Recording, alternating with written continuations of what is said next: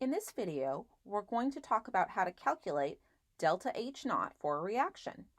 Delta H naught is the change in enthalpy at standard conditions for a reaction. If we look at delta H values, we can use these to explain the reactivity rates that we were talking about in previous lectures. We can estimate the delta H naught for a reaction by adding up the bond dissociation energies for the bonds broken and subtracting those from the bonds formed. The delta stands for change, so this is the change in enthalpy. The naught stands for standard conditions. So when you're looking up bond dissociation energies, make sure that you're using ones at standard conditions. There's a table here showing reaction enthalpies for some of the propagation steps in these reactions that we were talking about. We're going to walk through this for chlorine. So the first part of the reaction is the chlorine radical reacting with methane. So the values that we need for bonds broken, over here, CH for methane, and the bonds formed are HCl. So let's go and look up those values. So here's the bond dissociation energy for the CH bond of methane at 105. And here's the bond dissociation energy for HCl at 103. So bonds broken,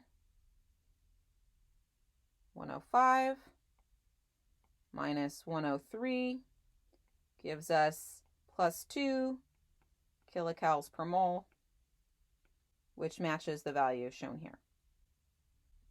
For the next step, our bonds broken are Cl2, and our bond formed is a carbon-chlorine bond.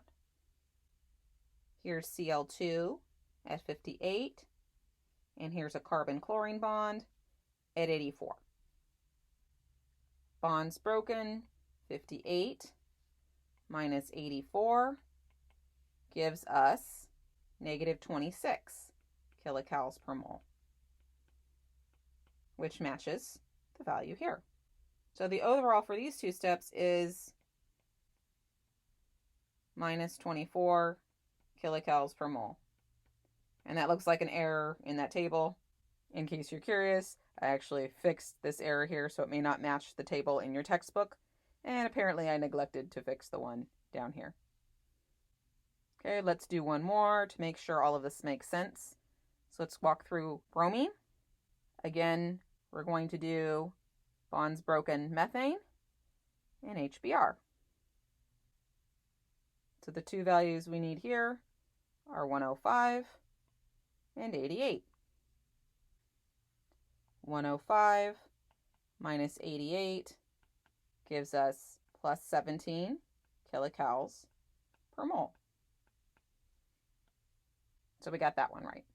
And now we need Br2 and bromomethane. Br2 is 46 kilocalories per mole, and bromomethane is 70. 46 minus 70 equals negative 24 kilocalories per mole, which matches this value here. You combine those two values, so 17 minus 24 gives us negative 7. Okay, hopefully that makes sense. It's probably a good idea for you to walk through the same thing for fluorine and for iodine. I don't have those values listed in the slides, but you can try looking them up online or in your textbook.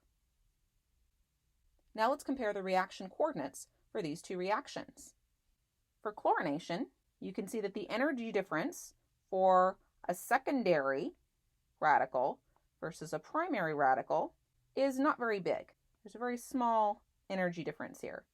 We already calculated the values for methane, but you could go through and also do that for the primary and secondary radical species shown here if you wanted to. For bromine, however, there is more of a significant difference here. And the values that we're comparing are this value here to this value here. You can see that this difference over here is much larger than this one. Because of the difference in energy barriers, we can get to the secondary radical much faster and easier than that primary radical. So this makes the reaction much more selective for bromination than for chlorination. Let's look at one more example here. This is going to be an approximation because this isn't actually a radical reaction, but we can use the values that we've looked at before to get an estimation of how this one works as well. In this case, we have 2 bonds being broken and 2 new bonds being formed. So let's go pull those values. So for bonds broken, we're going to look up HBr and the pi bond for a carbon-carbon bond. HBr is 88, and the pi bond for a carbon-carbon bond is 65. 88 plus 65 is 153. So that's the value that we would get for our total bonds broken.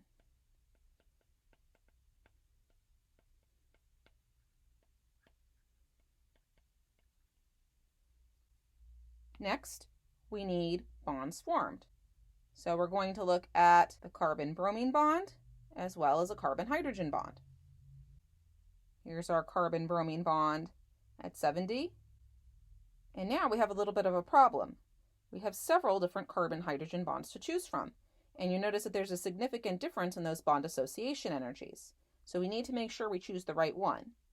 The system that we were looking at was ethene, and it reacted to form bromoethane. So this is the value that we want here, because this is a hydrogen attached to a carbon that's attached to one other carbon, 101. So 101 plus 70 gives us 171. So all we have to do now is take 153 and subtract 171. And that gives us negative 18 kilocalories per mole. Because we have a negative delta H for our reaction, that means that this is an exothermic reaction or releasing energy, and thus should be favored.